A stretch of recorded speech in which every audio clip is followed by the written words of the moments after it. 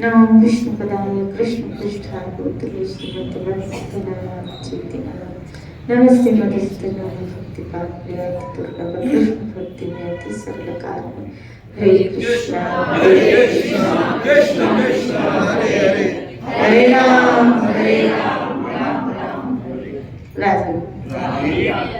हम चैतन्य शिक्षाष्टकम के श्लोकों के ऊपर चर्चा कर रहे हैं, जहाँ हमने पहले श्लोक चेतो दर्पण मार्जनम पे पूरी चर्चा की। आज दूसरा श्लोक ले रहे हैं। नाम नामकारी बहुधा नित्य सर्वशक्ति स तत्रापिता नियमित सवर्णेन कालः एकादशी कृपा भगवन् ममापि दुर्द्वैव दृशिनी महाजनीन अनुराग। बहुत सुंदर वर्णन यहाँ इस शिक्षाष्टकम के दूसरे श्लोक में किया गया। नाम नामकारी बहुधा, हे गोविंद आपके अनंत नाम है, प्रभु आपके अनंत नाम और कृष्ण की गुण लीला के अनुसार बहुधा नामकरण हुए। जहां जहां ठाकुर ने लीला की है, जैसे गोवर्धन लीला की तो इनका नाम बढ़ गया गोवर्धनधारी गिरधर। लीला के अनुसार प्रभु की, ये तो गर्गाचार्य ने जी भी कहा था कि इस बालक के गुण लीला के अनुसार नाम होते जाएंगे। वैसे इनका नाम छठी का जो ठाकुर का बड़ा हो गया था वसुदेव, वसुदेव जी के पुत्र वसुदेव शिरादेव। तो यहाँ भी आया है इस श्लोक में महाप्रभु चैतन्य गिरे प्रभु आपके अनंत नाम जिसकी कोई गणना नहीं। मुझे तो लगता है ऐसा कि इस विश्व में जितने भी नाम है ना, वो कहीं ना कहीं मेरे ठाकुर के साथ कनेक्टेड है, प्रभु के साथ कनेक्टेड है शिरादेव। और अगर उन नामों की बहुत गहनतम में जाते में गहराई में जाते तो कहीं ना कहीं कृष्ण नजर आता है, कहीं ना कहीं प्याजू नजर आती है और कहीं ना कहीं कृष्ण नजर आता है। शिरादेव बोलिए। आप कभी गहराई में जाते। एक बच्ची मेरे पास आई, बोला मेरा नाम प्रिया है। मैंने कहा वाह, राधे राधे प्रिया प्रिया। शिरादेव बोलिए। मैंने कहा तो प्रियाजू का नाम है। फिर एक बच्ची आई, बोला मेरा नाम विधि है। अभी जो मेरे पास बच्चे तो मैंने बोला मेरा नाम विधि है। मैंने कहा वाह, ये नाम तो मेरी प्रियाजू का है, क्योंकि पूरी विधि तो मेरी प्रियाजू जानती है और तो कोई जानता है। शिरादेव बोली। एक बच्चा आया, मुझे कहने लगा मेरा नाम यश है। तो मैंने कहा ये तो मेरे, तो मुझे तो हर जगह उसी के नाम का आवाज हो रहा है कि जितने नाम है ऐसा लगता है सब ठाकुर जी के ही नाम है, क्योंकि समस्त यशों में यशराज मेरा गोविंद है, समस्त योगियों में योगेश्वर मेरा गोविंद है। शिरादेव बोले। ऐसे देखा जाए तो समस्त नाम तो मेरे ठाकुर के हैं। तो यहाँ महाप्रभु चैतन्य गिरे आपके बहुत नाम है, आपके अनंत नाम है, नित्य सर्वशक्ति, और उस अनंत नामों में आपने अपनी पूरी शक्ति भर दी, पूरी शक्ति। यानी जितनी मेरे ठाकुर में शक्ति है उतनी उसके नाम में शक्ति है। जितना सामर्थ्य ठाकुर में है उतना सामर्थ्य उनके नाम में है। जब आप नाम उच्चारण करते, जब आप नाम जप करते हैं, हरे कृष्णा कृष्ण कृष्ण हरे हरे, हरे राम राम राम हरे हरे। इस नाम में अनंत शक्तियां भरी पड़ी है। हरे प्रियाजू, आदि शक्ति श्रीमती राधा रानी, कृष्ण जो सबको अपनी ओर आकर्षित करे। शिरादेव बोली। मुझे किसी ने प्रश्न पूछा कि आप कहते हैं कृष्ण मतलब जो सबको अपनी ओर आकर्षित करे, सबको अपनी ओर खींचे, तो सबको क्यों नहीं खींच रहे, सबको माया क्यों खींच रहे? माया भी तो सबको अपनी ओर खींच रही, माया भी तो सबको अपनी ओर खींच रही, तो कृष्ण कहाँ सबको अपनी ओर खींच रहे हैं? और जीव जो चिदानंद के रूप में सच्चिदानंद है, प्रभु का अंश है, इतना शुद्ध, इतना पवित्र, ये दूषित कब हुआ और दूषित कैसे हुआ? कैसे अपनी चेतना को भूल गए? कभी कभी ना बच्चों के क्वेश्चन है ना बहुत गहराई के होते हैं। शिरारे बोले वो इतना अशुद्ध कब और कहा कैसे हो गया? हमारी चेतना इतनी अशुद्ध कैसे हो गई? और अगर हुई है तो फिर शुद्ध कैसे हो? और देखो ना, हम देखते भी हैं कि बच्चे इस माया के आकर्षण में कितना जल्दी अट्रैक्ट होते हैं। कितने लोग सत्संग के प्रति अट्रैक्ट, कितने लोग प्रभु के नाम के प्रति अट्रैक्ट। आप देखोगे कि आपको अपने बच्चों को कभी कभी बहुत जोर दे के कहना पड़ता होगा, माला करना, भजन करना, दो कर दो, खाली एक बार खाली डोब दे के जा, खाली भगवान के दर्शन। कितना हमको प्रेशर देना पड़ता है। और उसी बच्चे को जब हम कहते हैं पार्टी में चल रहे हैं, आपको जोर देना पड़ता है? बताओ शिरारे, हमें उसको जोर देना पड़ता है? नहीं देना पड़ता। हमें उसको फोर्स नहीं करना पड़ता, चलना प्लीज चलना। अरे वो तो खुद ही अपने फ्रेंड्स के साथ पार्टियां बना लेते हैं। आपको आपकी भी जरूरत नहीं है, उनको आपकी भी जरूरत नहीं है। कभी कभी हम बोलते हैं कि हम तुम्हारे फ्रेंड्स की पार्टी में हम चले, तो ऐसा लगता है उनको जैसे हम कबाब में हड्डी हैं। शिराजे बोले हाँ। तो कितना अट्रैक्ट कर रहा है उनको संसार, कितना अट्रैक्ट कर। तो फिर वो क्यों इतनी माया के प्रति अट्रैक्ट हो रहे? अगर कृष्ण में पूर्ण अट्रैक्शन है तो फिर वो कृष्ण के प्रति अट्रैक्ट क्यों नहीं होते? भजन के प्रति अट्रैक्ट क्यों नहीं होते? भक्ति के प्रति अट्रैक्ट क्यों नहीं होते? ऐसा क्यों? इसका कारण है शिरारे बोले। देखो, जब आप जी इसका उदाहरण कुछ ऐसे देते हैं कि जब बादलों से पानी गिरता है ना, और से जब पानी गिरता है तो पानी कैसा होता है? मैला कि साफ? लेकिन जब हम नीचे देखते हैं तो कैसा होता है? बिल्कुल एक मट्टी में देखते हैं, कीचड़ में देखते हैं तो कैसा होता है? पूरा कीचड़ वाला। तो फिर नीचे कीचड़ वाला क्यों होता है? पानी तो गिर साफ रहा है, लेकिन जब नीचे आ रहा है तो बिल्कुल कीचड़ वाला हो रहा है, और हम उस कीचड़ में पांव भी नहीं रखते। ऐसा क्यों? शिरारे बोले कि अब वो पानी नीचे मिलके क्या हो गया? गंदा था, साफ। इसी तरह जीव ऊपर था साफ, है साफ, शुद्ध है, बिल्कुल शुद्ध है, बिल्कुल प्योर है। जितना कृष्ण प्योर है उतना जीव प्योर है। जितना कृष्ण निष्पाप है उतने हम निष्पाप हैं। जितना कृष्ण निर्द्वेषी है इतने हम निर्द्वेषी। जितना कृष्ण सच्चिदानंद है उतने हम सच्चिदानंद है। लेकिन जब हम नीचे गिरे ना, ये जब पानी नीचे गिरा ना तब गंदा हो गया। इसी तरह हम इस तीन गुणों की माया में गिरे ना, हम गंदे हो गए, हम में मैलापन आ गया। हम में अशुद्धता आ गई, हम अपनी चेतना को भूल गए। लेकिन यही पानी जब नीचे गिरता है, हमें जो मिलता है ना, हमें जो पानी पीने के लिए मिलता है, कौन सा मिलता है?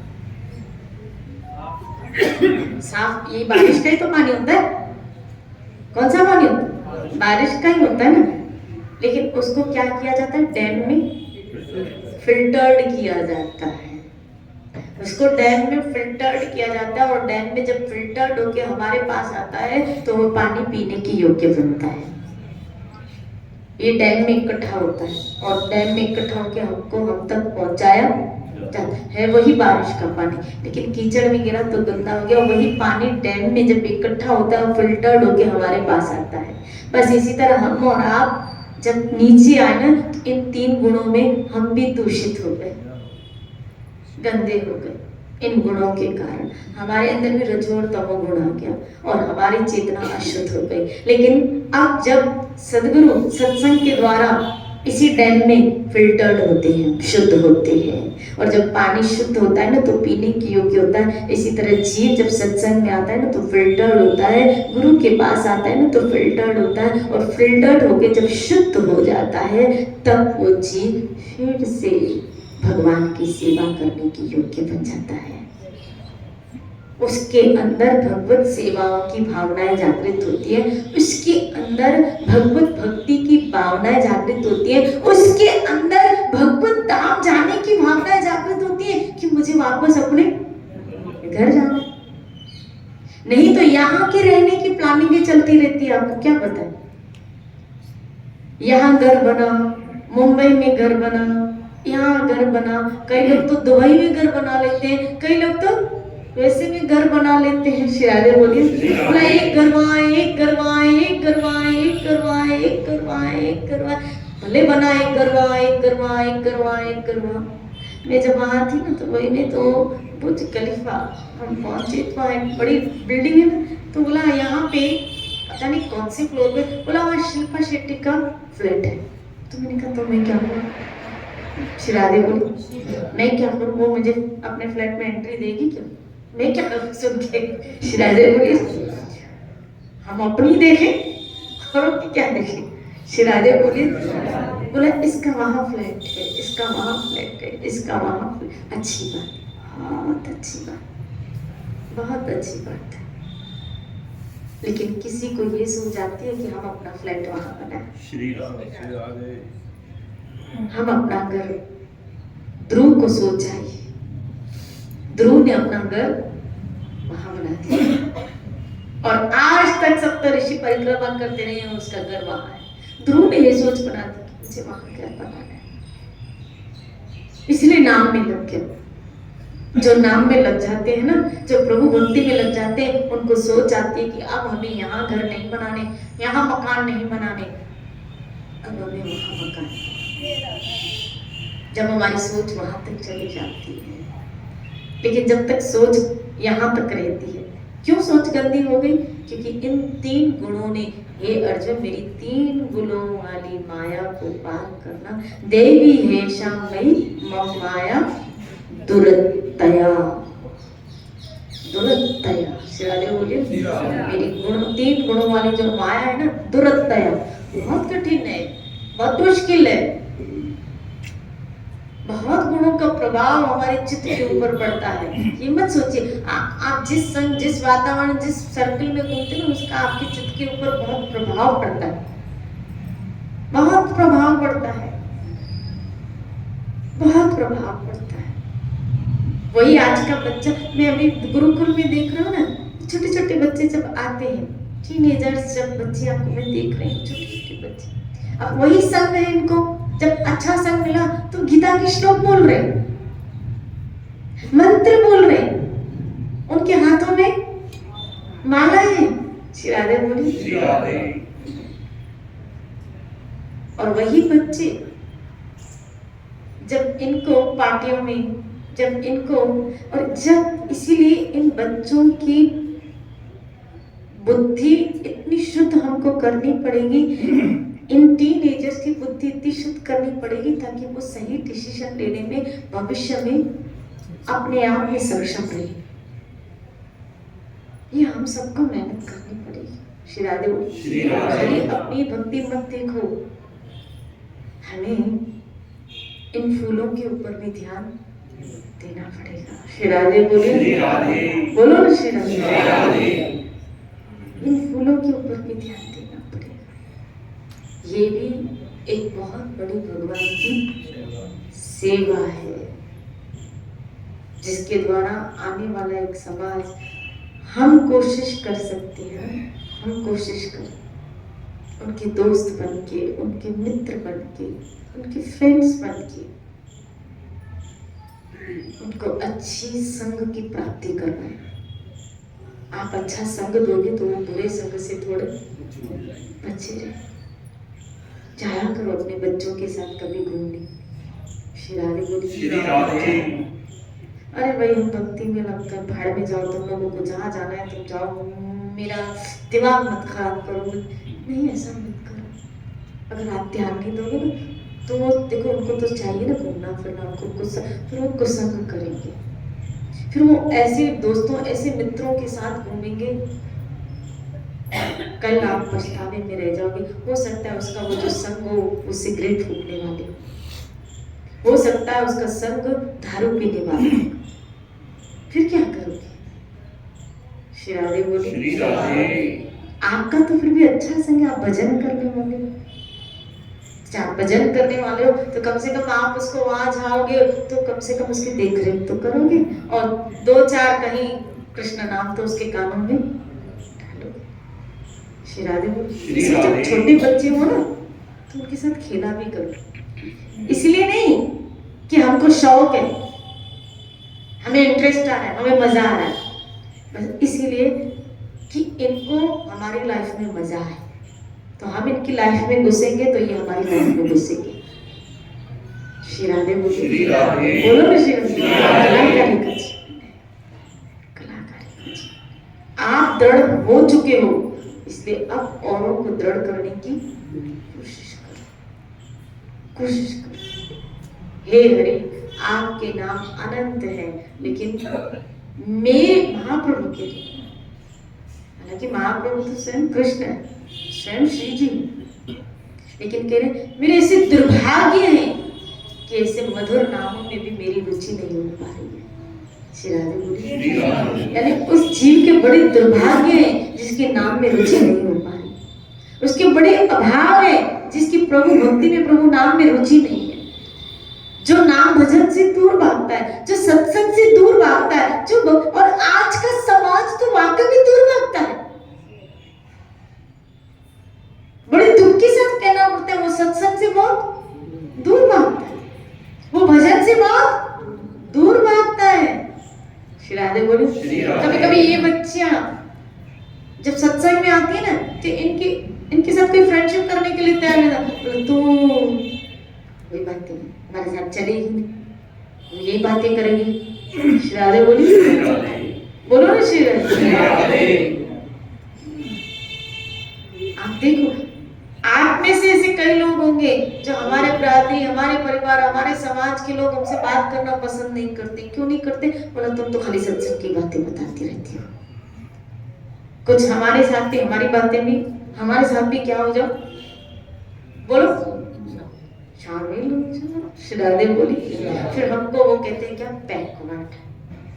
श्री राधे बोली, हालांकि हमको फर्क, पर उनकी दुर्दशा में बड़ा दुख होता है, क्योंकि जो ज्ञानी होता है ना वो अज्ञानी की स्थिति को देख के दुखी होता है कि हाय, ये भक्ति के रस को समझ नहीं पा रहे, ये भागवत के रस को समझ नहीं पा रहे। और फिर कभी कभी निर्वाह करने के लिए, निभा करने के लिए हमको थोड़ी देर उनको टाइम देना पड़ता है, मनमुटाव होगी। श्री राधे बोली, लेकिन वो हमारे साथ टर्म्स नहीं रखना चाहते, वो हमारे साथ संबंध नहीं रखना चाहते।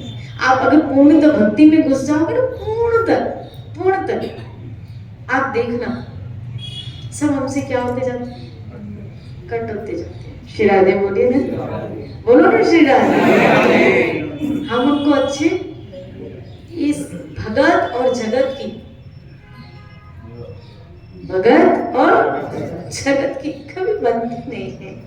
श्री राधे, भगत और जगत की नहीं बनती, नहीं बनती। श्री राधे बोली, इसीलिए भगत को कभी इस जगत में सुख नहीं मिला, और वो चाहता भी नहीं।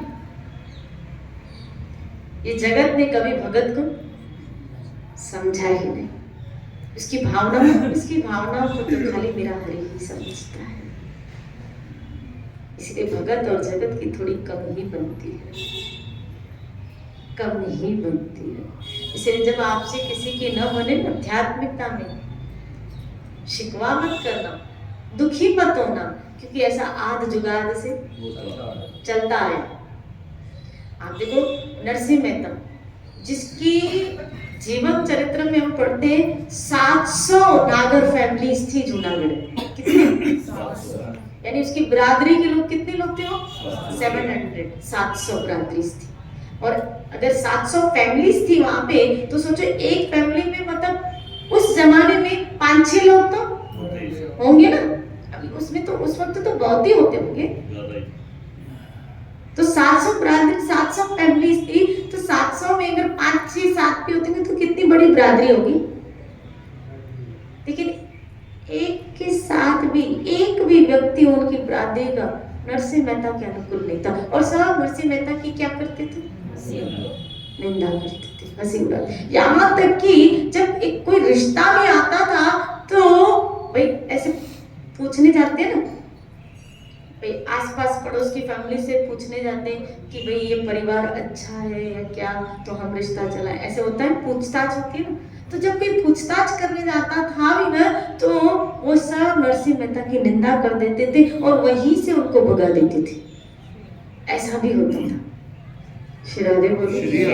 ऐसी भी स्थिति थी नरसिंह मेहता की कि इनको कोई खाने के लिए भी आमंत्रण, जैसे ब्राह्मणों को करते हैं, इनको स्किप किया जाता था। इनको स्किप किया, यहाँ तक कि कभी ऐसा होता ना कि इनको श्राद्ध आदि कर्म करने होते और इन ब्राह्मण जाति को कहते थे अपने कि आओ, तो इनमें से कोई इसके पास नहीं आता था। एक बार तो ऐसा भी कि सबने मना कर दिया। क्यों मना कर दिया? बोला इस फुक्कड़ के पास दक्षिणा के रूप में क्या होगा, क्या देगा, ये क्या देगा, और खिलाएगा क्या? इसके खुद खाने के लिए नहीं है तो ये खिलाएगा क्या? दक्षिणा के रूप में तो ये देगा ही नहीं। इसीलिए कोई आया ही नहीं। कोई आया ही नहीं। आखिर भगवान को ब्राह्मणों का रूप लेके और पूरी यदुवंशों की टीम लेके आए थे पूरी, और इतनी टीम लेके आए थे, खिलाने वाले भी आप और खाने वाले भी इनकी टीम थी, खिलाने वाले भी इनकी टीम थी। ऐसा ही नरसिंह मेहता के चरित्र में तो ऐसा ही आया क्या कि जब मायावरा, जब उसके पुत्र का विवाह हुआ, करने वाले भी आप थे, बाराती भी आप थे, कराने वाले भी आप थे। हाँ, सब आप ही कर रहे थे। खाली नरसिंह मेहता एक काम कर रहे थे, क्या? भजो राधे गोविंद, राधे गोविंद, भजो राधे गोविंद, राधे गोविंद, भजो राधे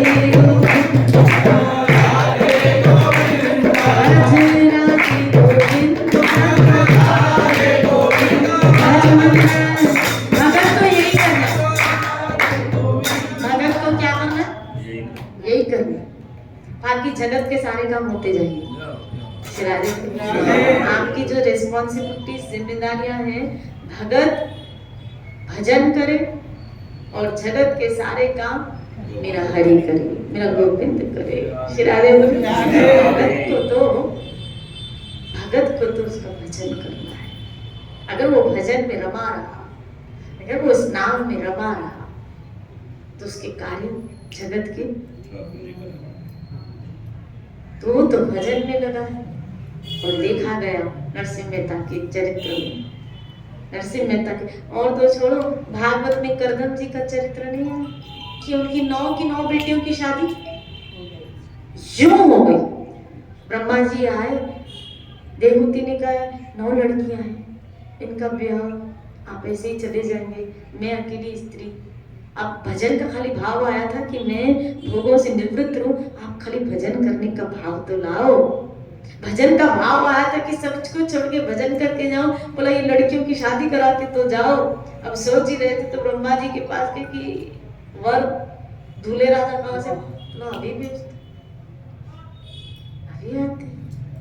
और 9 ऋषियों को भेजा, खुशी खुशी 9 ऋषि एक एक पत्नी को लेते चलते बने अपनी अपनी कुटियाओं में। और ये 9 बेटियों में से ऐसे फ्री हो गए, नहीं तो 9 बेटियां आप समझ सकते हो। श्री राधे बोले। और हमारी और आपकी तरफ पहले बहुत दासियां, ये वो सब प्रदान की जाती थी। जब बच्ची की शादी होती थी ना, तो उसके साथ दास दासियां सब प्रदान किया जाता था। तो ऐसे देवहूति ने 9 बेटियां, हमें तो एक ही काम करना है, भजन। यहाँ आ गए, भक्त बन गए तो भजन में लग जाओ, बाकी सब मेरे ठाकुर संभालेगा, विश्वास करना। बाकी सब हमारा गोविंद समा। और आप सब तो कई ऐसे बैठे जो जिनको चिंता होती है, लेकिन चिंता करने की कोई आवश्यकता। आप चिंतन कीजिए, चिंता मेरा ठाकुर करे। आप कोशिश एक काम में कीजिए, हम सब कोशिश एक काम में करें, क्या हमारा नाम भजन करे, हमारे नाम में रुचि बढ़े। नहीं तो महाप्रभु ने कहा उसके अभाव, उसकी दुर्भाग्य है जो जिसका भजन में कोई रुचि नहीं। दूर मधुषी महाजनी नाम का श्री राधे बोली, मेरे ऐसे दुर्भाग्य है कि मेरा आपके नाम में जो इतने मधुर है, जो इतना कल्याण करने वाले, जो इतना भला करने वाले, उसमें कोई रुचि। इसीलिए कोशिश किस में करो, भजन में। हरे कृष्णा कृष्ण कृष्ण हरे हरे, हरे राम राम राम हरे। जय जय श्री राम, जय जय श्री राम।